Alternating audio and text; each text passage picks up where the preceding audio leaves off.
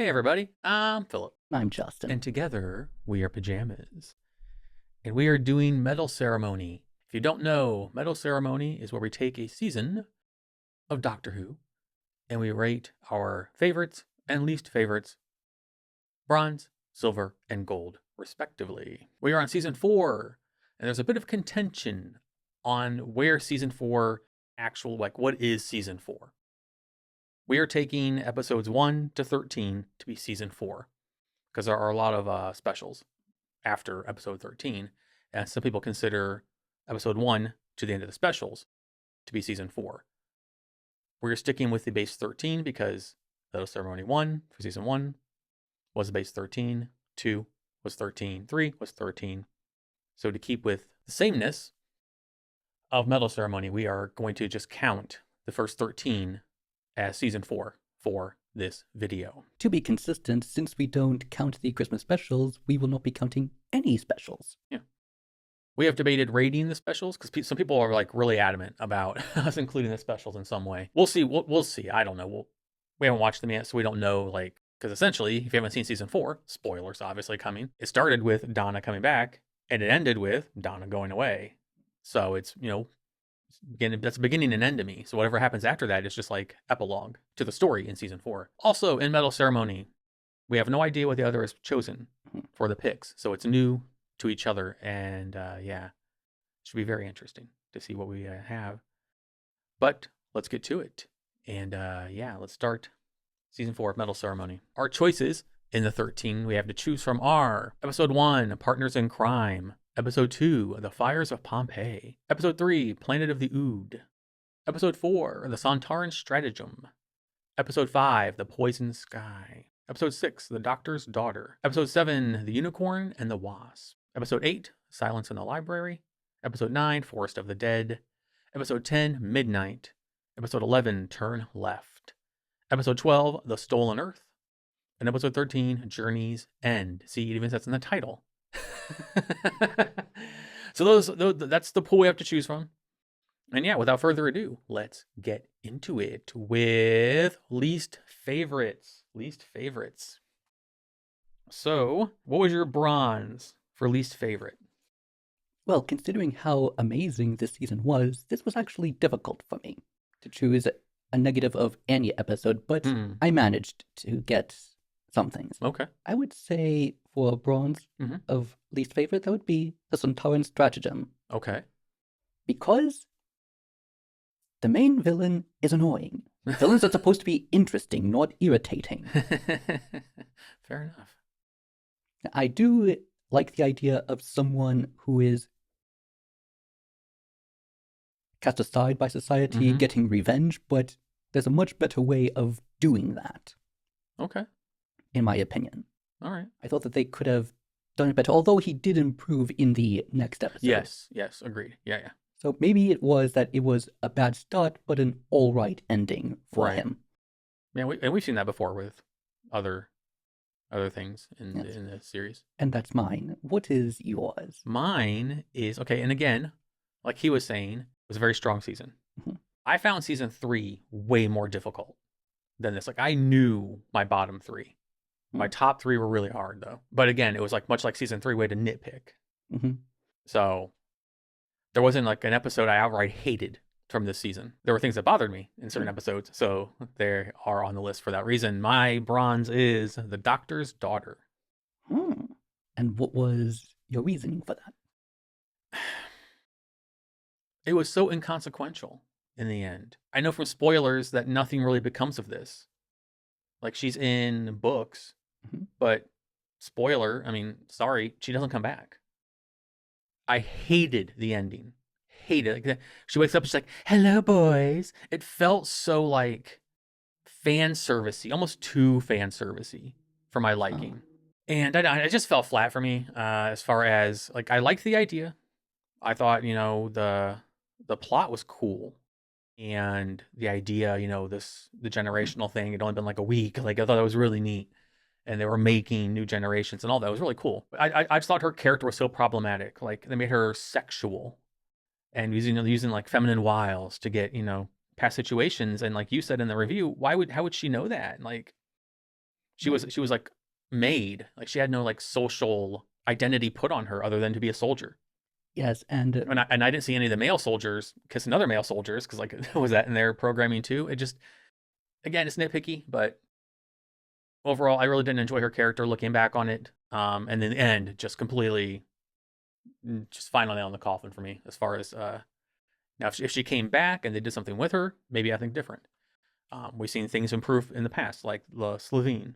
When that lady came back, 100% improvement. That was way better. I guess it's knowing because spoilers galore. Long story short, that's my bronze. The Doctor's Daughter. Sorry if that makes you mad. Moving on to silver. What is your silver for least favorite?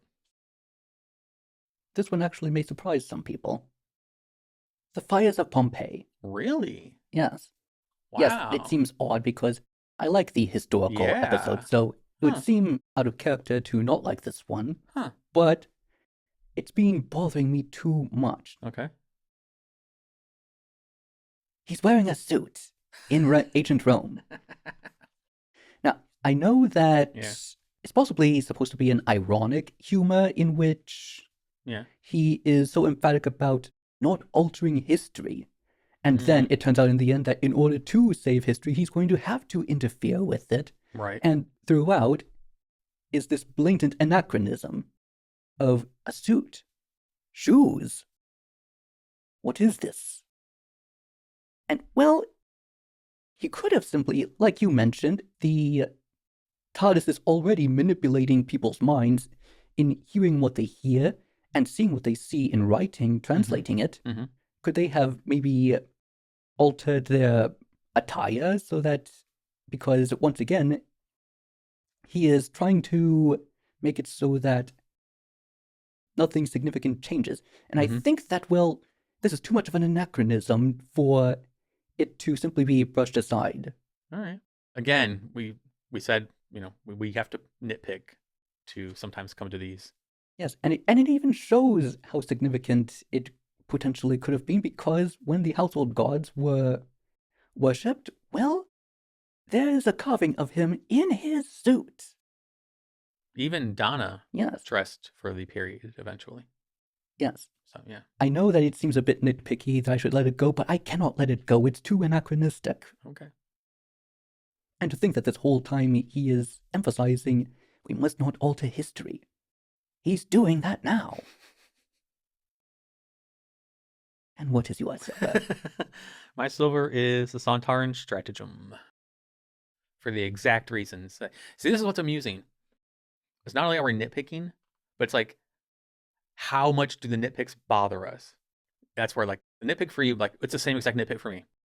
The villain was awful, and it bothered me more than you to make it silver instead of bronze. A lot of defensive stuff, and I get it. I've said that, in past episodes. I understand people getting defensive about stuff, but people are like, well, that's how the director directed him to, to do the character.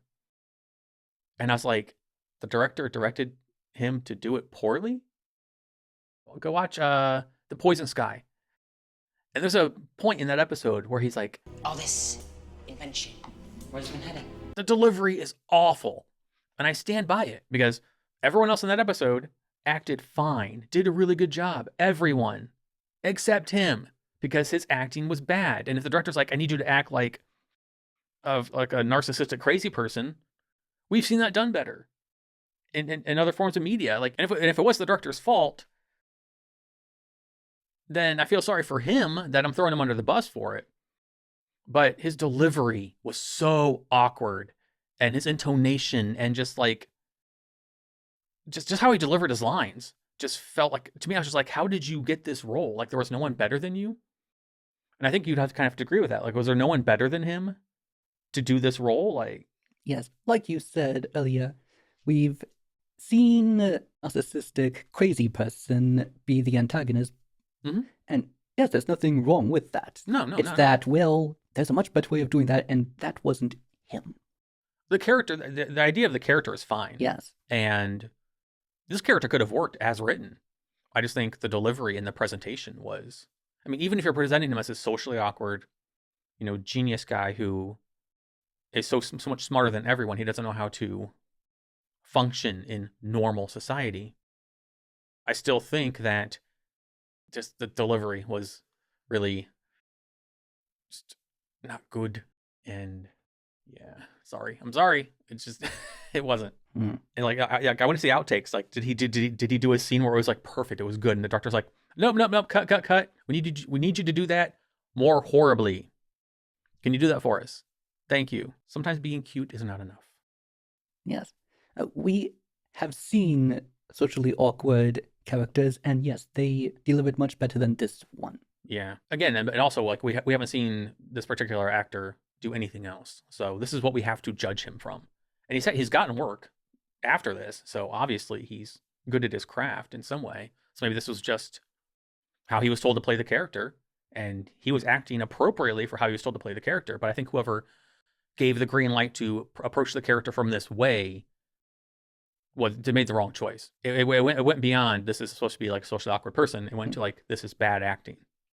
Yes. And for us both to pick up on that, there's got to be something there. There has to be. So at least from our points of view.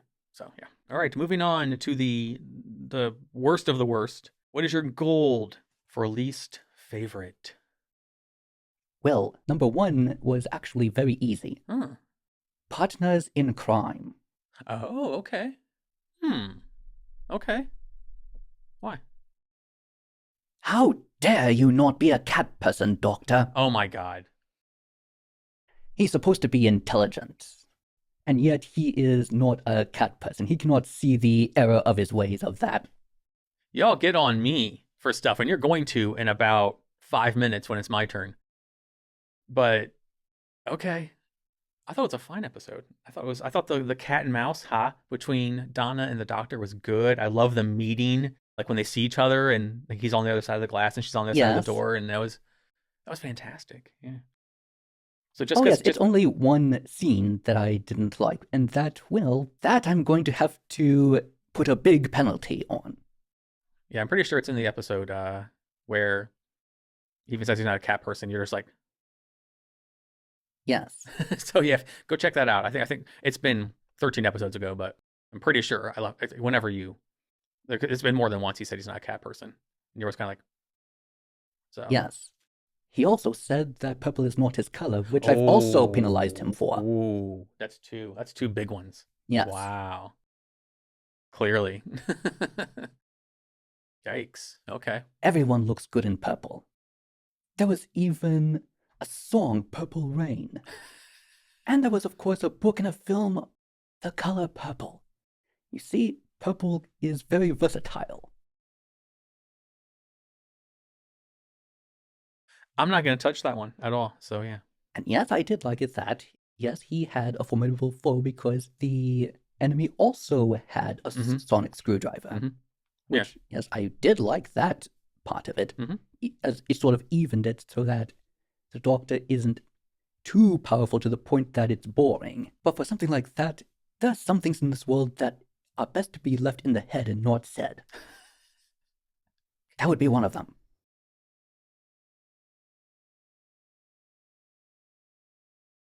What is your goal? Nothing to add to that. Okay, so everyone, prepare. Get your fingers warmed up. Get your keyboard in front of you. And prepare to be a keyboard warrior as you rage against me. Prepare. I want everyone to get ready. And I'm not doing this to be controversial. I'm doing this because this is legitimately my least favorite episode in the season. This is going to shock the shit out of you. Gold for least favorite, Journey's End. Really? How can that be? Easy. So, we spent 2 episodes, turn left, with that amazing end where I got goosebumps. You know, we get the drop of Bad Wolf and all of this, and Rose has been trying to come back, and all this stuff. And then we get Stolen Earth and everything that happened in there, and we get to the point where I'm actually feeling sorry for Rose. I'm like, oh, that's amazing. Yeah. So one would think, oh wait, if that's the case, then what is wrong with it? Because how do I approach this? steadily. You spend 2 episodes making me have empathy for Rose and her journey, and then you flush it down the toilet by turning her back into everything that I hated in the first place. I feel like I'm wearing the glasses from They Live when I watch this with her. How can anyone like her? She is so fucking self-absorbed. And then it's like, no, it's like, okay, then the scene that was like, I'm fucking done with her. Don't want to go on a Rose rant, but God bless it. If you were like, I want a cookie, and I was like, here, have this cookie. I don't want that cookie. No, it's the cookie you wanted. No, I don't want that cookie. No, it's the exact fucking cookie you wanted. I don't want that. Look, it is the exact cookie you wanted. Take it. Oh, okay. That was the scene between fucking regular 2-hearted doctor and 1-hearted doctor. You can have the doctor, but I want you. You can take this one, but I want you. It's better than that one. You can grow old with this one. Oh, I get what I want, everything that I want. Yes, I'll take it then. Fuck off. Like, she's just so horrible. I'm sorry, she's one of the worst written characters I've ever seen. And you spent 2 episodes making me actually think that she was growing and maturing, that she was, and no, she hadn't. Her entire motive was selfish. And even at the end, when she was getting what she wanted, she was still being selfish. I don't understand how you can like her. I don't. I get it from the point of view, if this was your first companion, it's that correlation between the first of something is important to people. They wrap it up and it's this warm and fuzzy thing. Rose was my first companion. Yay. And I'm not making fun of you. I understand it. But that was reason number 1. Reason number 2. We spend an entire season of building Donna up to be this mystery, this enigma. She was born special. Yeah. She was, she had something special about her. The universes were bending, around her. The doctor even said it couldn't have been coincidence that we met twice. Catherine Tate gives performances of a lifetime in this season, where the whole entire time she's been told she's special, that she is important, and she's like, I'm just a temp. I'm no one. I'm not important. That's how she's been made to feel, especially from like her mom. She's been made to feel less than. So she can't fathom that she's actually important, that she's the most important person in the universe. Those words were said, I believe, from Rose to her. And the payoff to all of this is Dr. Donna, and then it fries her mind and they wipe her memory, and everything that happened in season 4 is meaningless from her point of view, not from the doctor. This is another painful lesson that the doctor has to take with him solo back into the TARDIS. But as far as Donna, all the growing, all of the like empathy and character growth and maturation as a person and the conscience she brought to the show is essentially meaningless. It's nullified. So what was the point of all that build for her? Like, it's like you see a big firework going in the sky, like, instead of going, boom, it goes, maybe I'm overreacting. That very well could be on both accounts. But this is obviously my opinion. I loved Donna. I was really like, you can't tell me that someone like her big important thing was to be able to absorb Time Lordian knowledge. Like, how is that the payoff? It just feels like they were going somewhere. Then Catherine Tate was like, hey, I can't renew for next season because of XYZ. And they had to like just write her off really quick. When TJ found out that we were done, his exact wording was that Donna got done dirty. And I have to agree. She deserved a better send-off. You have Martha, had a happy ending. Sarah Jane, happy ending. Harry Jones, no. But she had self-sacrifice. So she went out with that noble ending. You had Captain Jack, happy ending. The fucking blonde nightmare has the happiest fucking ending of everyone, and she deserves it the least. The best companion so far gets the shit end of the stick, the worst. Like, it bothers me. Like, the more I thought about it, the more it just bothers me. And sorry, like, I just think that Donna as a character deserved better. And they spent an entire season building her up to be this like larger than life thing. And then instead of giving this larger than life thing, it was just like the big shadow and then the tiny person with the light hitting him at the right direction. It fell flat for me. I don't like the way she got written off. I don't like the way, I don't like the ramifications for her character. I think it could have been done better. If it was done this way to piss off fans, to get it to make, fair play, it worked. So between Donna getting, the short end of the stick and the blonde nightmare getting everything that she wanted. Yeah, that's why this episode is far and above gold for least favorite. Least favorite. Those reasons, yeah.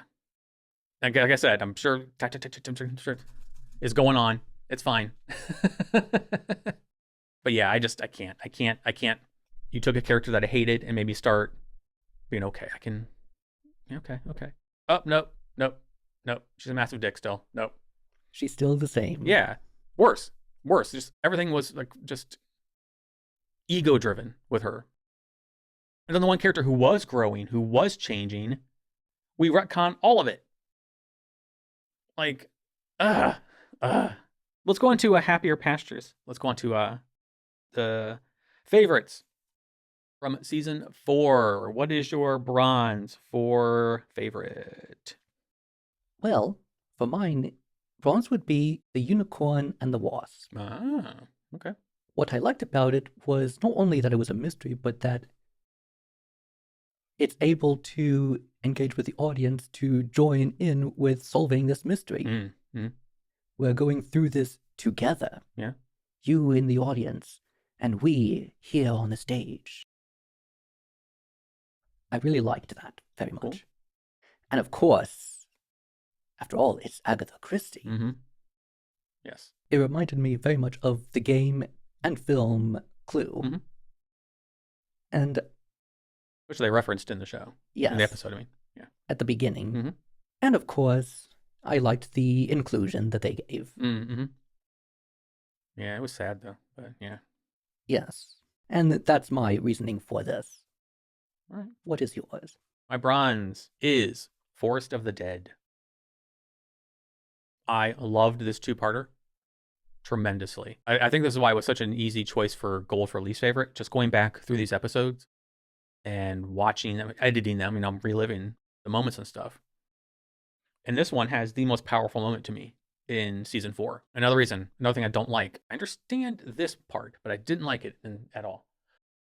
In the end, rather. I said before, Catherine Tate acted her ass off in this season. That whole, don't tell me how children aren't real. Then the children disappear and she's just a wreck, just a bawling, crying at their beds. And then there's the moment where her and her husband are being flashed out. She's like, I will find you. And it was just that moment. It still gives me goosebumps. Just the intensity and the emotion in that scene. And then Donna's once again fucked over because her husband sees her, can't say her name. And I was hoping that we would eventually come back around and that they would meet again somehow. And that would be the swan song for her. I found, my love and I'm happy now. I can, thank you for the adventures, but this is where I need to be. Kind of like Martha, thank you for everything, but just Catherine Tate's acting, the introduction of River. This one was we talked about in the episode, just seeing the end of a character that we haven't met yet. It's just going to be when we see her in the future, we're going to know, just like the Doctor, what's going to happen to her. It was brilliant writing. Absolutely brilliant writing. Overall, the two-parter was great, but I thought the second one was just so, because we were really in deep with River and her relationship to the Doctor. And Donna and being in this virtual reality kind of, she was saved, a cool villain. So I just thought it was a powerful episode, some great acting, especially from River and from Donna. When River is self-sacrificing at the end, the Doctor's handcuffed. I thought River delivered Snark really well. I kind of am excited to see her as a character in the future because I thought she was fun. Mm-hmm. And sexual, but in a playful way. Not in a lovelorn way, not in an unrequited love way, but just in a playful, in a mature person way, I guess, So I'm not saying if you have unrequited love, you're immature. Don't. I'm just saying it was for presentation. It was less juvenile and more mature to me. Yes. Like, why did you get handcuffs? Spoilers. Like, it was good. I would have hated that line from The Blonde Nightmare, and I would have been like, come on, Martha. And it wouldn't have fit Donna at all. And also, I forgot to say, with Donna being gone, we now have that. What's the next companion gonna be? We had platonic friend companion, and I loved it. I loved it. Anyway, we're done with least favorite. Let's move on to silver. 4 favorites. What is your silver? For the silver, that goes definitely to Planet of the Ood. Ooh, solid choice. Yes, it was very profound, very dramatic. Yeah. Especially the music also. I Yes. really loved the The music. music was really good. Yeah, especially when they had the like them under servitude and then Song of Freedom. Like, yeah. Yes. And it was an excellent portrayal of suffering in a sci-fi point of view. Yep. And of not only reference to World War II, but also to the notion of being separated from one's loved ones via a lobotomy. Yeah. So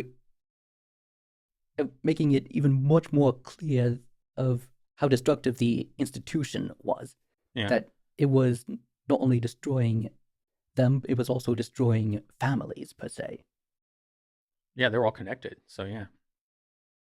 Imagine being cut off from everything that you knew. Being cut off from your way of life. And what's more, you won't even remember it. Yeah.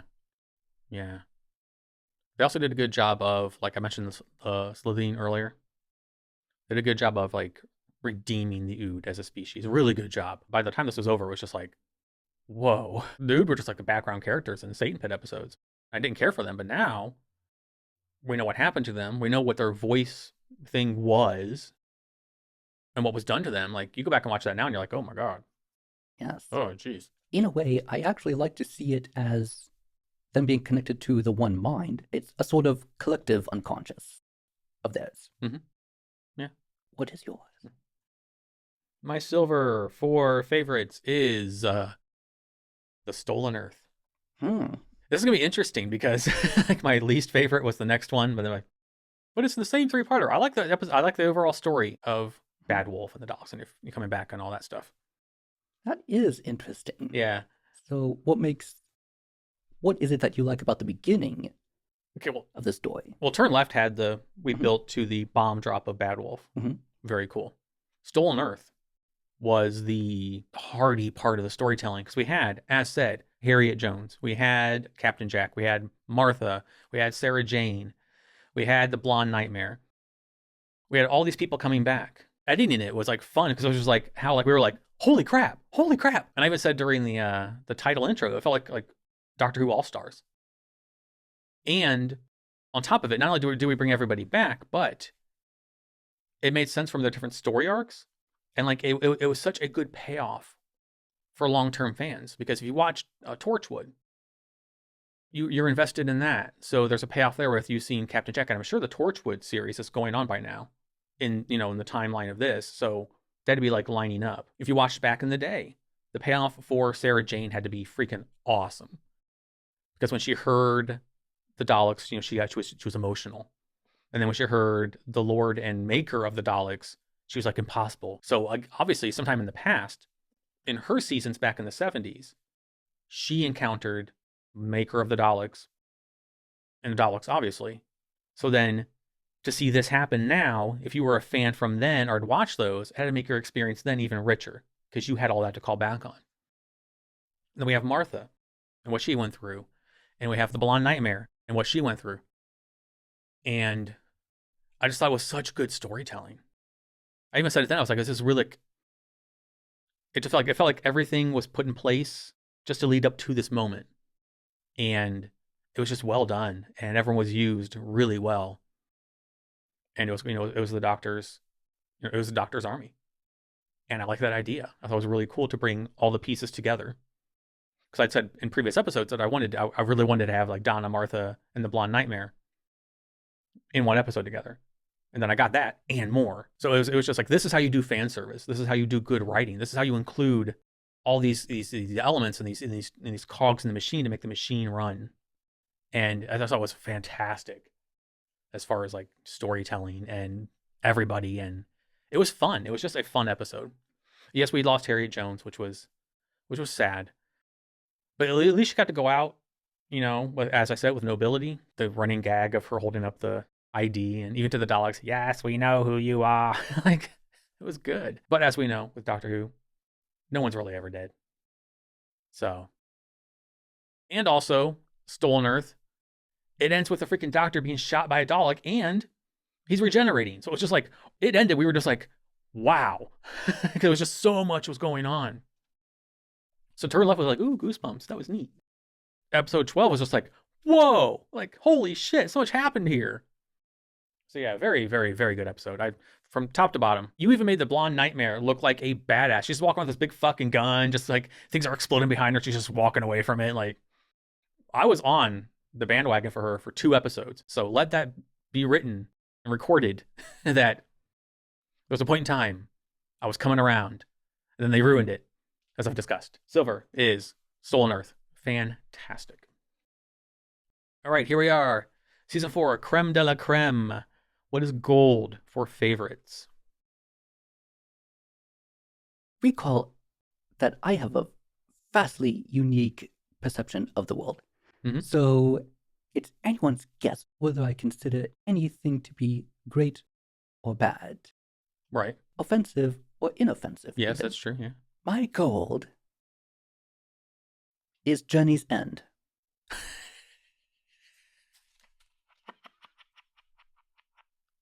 I love it. I love it. I love it. Yes. I'm not even, no, go ahead. I'm not even going to be, no, you don't have to be worried or, no. Go ahead. It isn't often that we're... Yeah, this is polar opposites, yeah. Yes, which actually does show that we actually didn't tell each other this at all. And also you can disagree in a civil manner. So, but I'm very, very interested, legitimately interested. Like, why is it gold for you? Well, I do like the story itself. It's much more than simply that the Daleks are there. That is actually only one reason why I like it so much. Mm-hmm. The whole story itself, like you said, of Turn Left, The Stolen Earth Journey's End, I thought was a very excellent story. The plot is amazing. Yes. There's the series reunion of all of these characters. Mm-hmm. I liked that also. And one thing that I did like about it was how very suspenseful it was. Mm-hmm. Even compared to other episodes in this season, this story arc had the most suspense. Now, one would think, why is it that I would pick the end instead of the beginning, Turn Left, the middle, Stolen Earth? Mm-hmm. The ending that I found that was very unique, very profound, was the dialogue between the Doctor and Davros. Okay. Yes. That they are actually both the same. Each of them are, in their own ways, destroyer of worlds. Who is really the villain here? Is it Davros? Or is it really the Doctor? At least Davros is willing to openly admit what he's doing. Mm-hmm. The Doctor will put that into the back of his mind because he doesn't want to think about it. And what I really liked about that ending was that it showed the reality that there aren't these heroes and villains and things like that. Life is much more complicated than that. And everyone has their reasoning, and in many cases it's understandable why they do these things. What I liked the most about it was this encounter. That you are actually him, and he's actually you. The only difference is the motivation. And I thought that was very profound. Okay. It's the thing that I liked the most about it. It's the one that affected me the most. As you did mention, yes, it seemed as if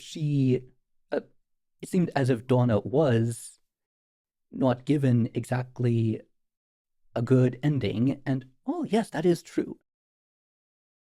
In a way, it sort of works in that what is more noble than saving the world? And not only are you going to not get credit for it, you aren't going to even remember it, would you still do it anyway? She probably would. Which shows that she is actually indeed very true to her name. It could have been written better.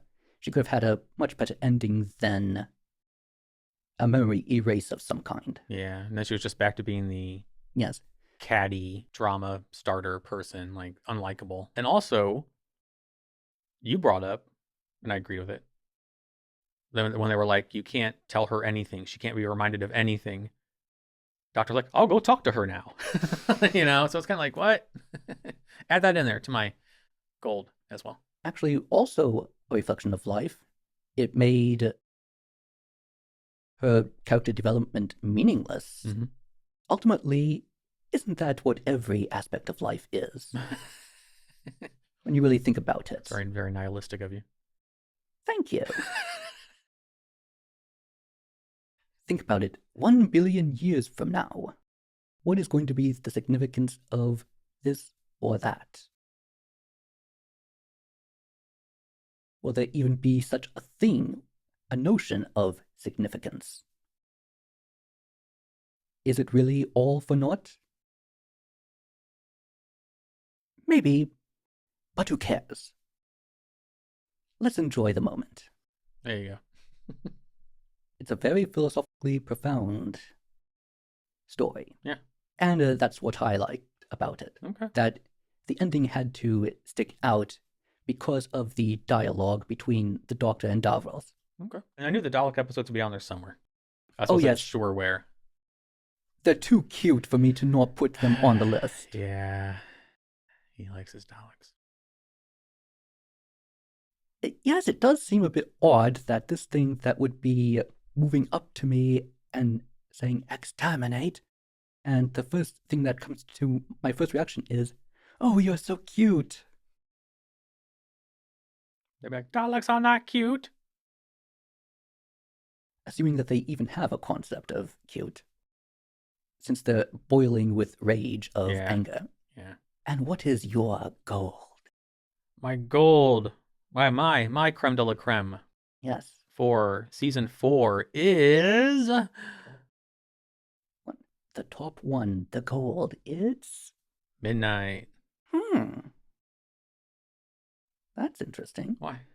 Actually, I want to hear from you why that was. Midnight was just, I don't know, it was so unique. The villain was so unique. The situation was so unique. We got to see, for the first time ever, legitimately the Doctor in over his head. The execution was well done. I heaped all these glowing praises on it in the review, but the acting was solid. The timing, like the amount of preparation that had to have gone into making this had to be like crazy, because you just think those two scenes with Skye and the Doctor talking to each other, and as they're repeating, then they're in sync, and then all of a sudden she goes, and like just the amount of practice they had to do to get that to be in sync, and the way it was shot, it was framed well, took place in a train car, all these different lighting, from the well-lit train car to, the lighting, of them like being almost silhouetted as they're facing each other and their faces are lit, to the lighting of the people in the back. The people in the back, it was such a cool character study. I said during the episode, you could show this to like a sociology class and have them write a paper on it. Pick any one person on that train car and write about it from their point of view. I talked about how it was like before Karens were Karens. This was, the precursor to that. Humans are panicky, finicky, scared, frightened little creatures. And when a scary moment happens, how would you react? And what happens when being reactionary? There's no reason. There's just the emotion. Then you have the Doctor who doesn't really deal in emotion.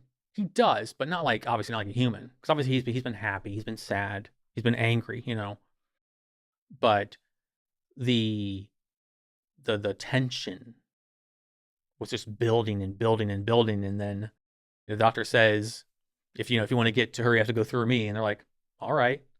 He's like, what? No, you're not supposed to say that. I loved that the Doctor's arrogance was called out. I've said before, I'm not a fan of Tennant's Doctor. I'm not. I have been very, very patient with him. I could rant about him. I know he's overwhelmingly, like, majority fan favorite, all of that. And much like with the Blonde Nightmare, I respect it. We don't have to agree to have a conversation. We don't have to agree. Obviously, we disagreed on the, least favorite and favorite gold. So we can, you can love Tennant. I don't care for him. You can love the Blonde Nightmare. I don't like her. We can still talk about it and be civil. I liked that all of his worst qualities were in this episode. 'Cause I'm clever. Like, fuck your cleverness. Like, take your head out of your own ass for a second and assess the situation. But that's the point. He doesn't have to because he never has to. Because he's always in control. As you said, everyone always listens to him, no matter what. Fingers on lips. That kind of bullshit. Here, it didn't work. He could say, fingers on lips. And people have been like, no, they wouldn't have listened. Train's coming. We're going to have to talk through it. Sorry, y'all. God, it was just, man, I was into this one. It started well. It built well. Had a cool fucking villain. Mm-hmm. That was just like this unnamed, And I've had people say, well, it doesn't make any sense that they said nothing can survive out there in the planet they were on. I was like, no, that was the scientist guy saying that. The professor guy, rather, saying that. And the Doctor said several times during that episode, thanks for enlightening us on all the knowledge of where things can and can't live. Like, it was intimated that, yes, there could be life out there. Just because they say something can't happen, much like Doctor Who, that's impossible. It's probably possible. To me, this was just like, it was great. Force of the Dead was powerful, and Stolen Earth was fun, but Midnight was just, it was a blast to watch. It was the most fun I had editing this season. Just like, as I'm editing, I'm editing, but I'm like, I would just stop editing and just watch. And I'd be like, oh crap, I need to go back and pick out the reactions. I would get so absorbed into it. It was easy to get lost in. It was everything I said then, I'm repeating myself now. It was just from character study to environment to how they set up everything and the preparation that went into it. And I love the idea of an unseen, we did it twice. Silence in the Library, Force of the Dead. Those two had the unseen, the carnivore things. Mm-hmm. This was scarier. What if Skye had made it to the Pleasure Palace or whatever the hell that place was? That'd be catastrophic. Yeah. She didn't need the Doctor because he was the Doctor, and that's what I liked about that as well. The Doctor's arrogance, you want my voice because of me, because I'm special, because I'm clever. No, she just wanted a conduit. And if she hadn't gotten cocky, she would have gotten away with it. The minute she said, Alonzi, and the hostess realized, she's like, oh, that's what he said, because he said it to her earlier. That's his voice. If she hadn't done that, if it hadn't done that, it could have gotten away with it. Yeah. But I like that we were that close to the Doctor being thrown out. And he was powerless. Because he was trapped. And it was fucking great. And the acting was just fantastic. All around was fantastic. There's literally nothing about Midnight I did not like. From beginning to end, it was... I don't know if it's my favorite Doctor episode so far, but it might actually be up there. So if we ever do a best of, when we ever do that, this might be on there. We'll see. Maybe there'll be something stronger later on down the line, but yeah, this was a banger, and I liked it a lot. It was a great episode. Those are excellent reasons. All right, so those are our choices for Medal Ceremony for Season 4. Now we can go on to the specials that will bridge us to Season 5. We'll see what happens in the future. I am excited. Are you at least in suspense? Not in a good way. Donna's gone. Who's going to replace her? Probably a female. Probably a human female. But...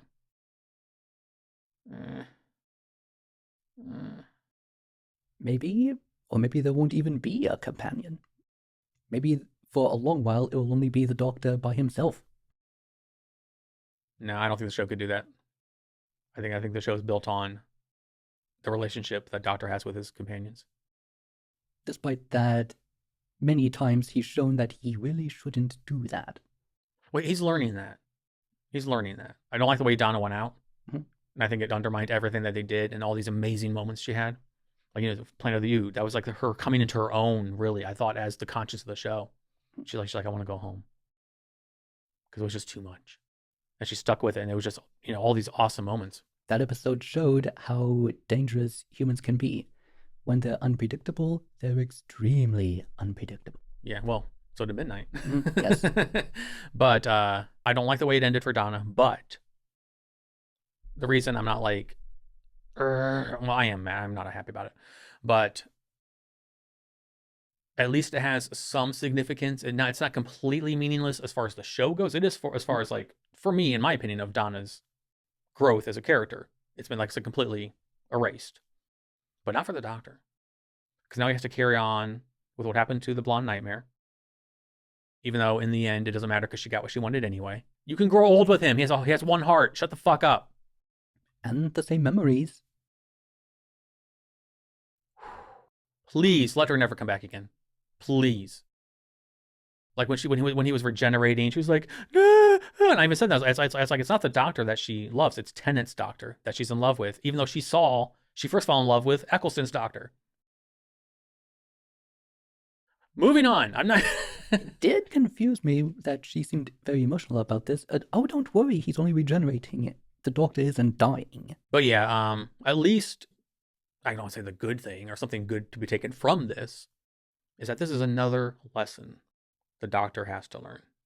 Like even the platonic relationship didn't work out. Even everything that he as clever and brilliant. If I never hear him say that again, it will never come too soon. As he thinks he is. Once again, he failed his companion. But this time, it's bad. Like the Blonde Nightmare got to live. You know, she got to be herself still, which ended up being very unfortunate. She was still who she is. Martha got to come to her decision on her own. But it still hurt the Doctor to know that another companion was lost because they fell for him. So when he was with, you know, meeting Donna, he's like, I just want to mate. And he got that for one season. He got a legit companion. And it was fun. It was lighthearted. It was platonic. It was great.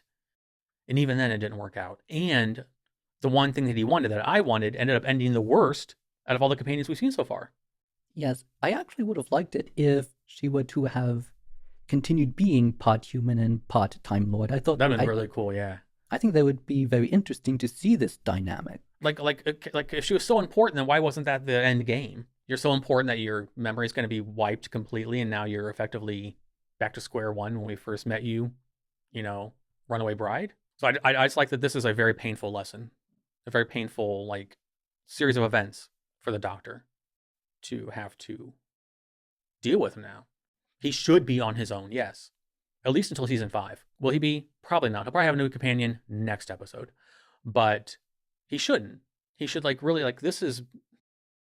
He had to watch someone that he had fun with. And he cared. He cares about all his companions, obviously. But a situation that was out of his control. Donna becoming Dr. Donna, which also awesome reveal. Calling back to Planet of the Ood, fantastic. And then helping to destroy the Daleks. Yes, that was her important role. Yes, but to me, what the Blonde Nightmare did in destroying the Daleks when she absorbed like all the power of the TARDIS, it was just like whoa, to the Daleks, and was just like disintegrating them. That was way fucking cooler than what happened with Donna. Like Donna became Dr. Donna, awesome.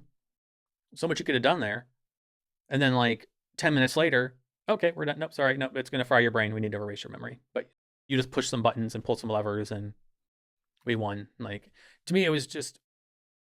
I know I'm beating this dead horse. I need to stop. It was just, it was a lame duck kind of thing to do after all the buildup, as I said. But the point I'm trying to make is that the Doctor now has this sadness because it wasn't like a happy-ish ending like with a Blonde Nightmare, and it wasn't a unrequited love, but you know what, it's fine. Like with Martha, this was someone who had 13 episodes wiped to save her own life. And the Doctor has to carry that with him. All their adventures, all their happiness, all the drama, all the conscience, everything was for nothing. Now, for him, it's not because he's learning this lesson, or he has to carry it with him. But he knows that. He knows that, like, he put her in positions that led her to this. Even if she was special since birth. Everything happened because of their interaction, because she was on the TARDIS, because he took her all these places. He's going to blame himself as being the catalyst for what happened to her. And what happened to her, you know, it's horrible. So, hopefully, like, they've done a decent job of having the Doctor grow from each companion. Like, he learned lessons after the Blonde Nightmare. He learned lessons, lots of lessons after Martha. This has to be a big one for him. So hopefully he evolves more as a character. So we'll see as we go on with the show. Okay, oh my lord. It's a lot. I'm sure I have to get out my umbrella for all the hate that rains down on me. That's what opinions are. I'm not saying I'm right. But yes, Dad, please let us know down in the comments below. What are your bronze, silver, and gold for favorite and least favorite, respectively, for season 4, and why? These are historically my favorite comments to read. I will actually read these. No spoilers, please. Yeah, these are my favorite ones to read. Because I love, like, again, it's all opinion. It's all subjective. So I love seeing, like, what some people, like Midnight might be someone's least favorite. Why? You know, Journey's End. You know, least favorite gold, favorite gold. So it's like, it's really cool to see, like, the juxtaposition of opinion and where it falls. So yes, definitely down in the comments, let us know what you thought. All right. Is there anything else you'd like to add? Alrighty. That's going to wrap this one up. As always, I don't have a fancy outro. So I'll simply say thank you for watching, and we will see you in the next one. Until then, goodbye. Goodbye.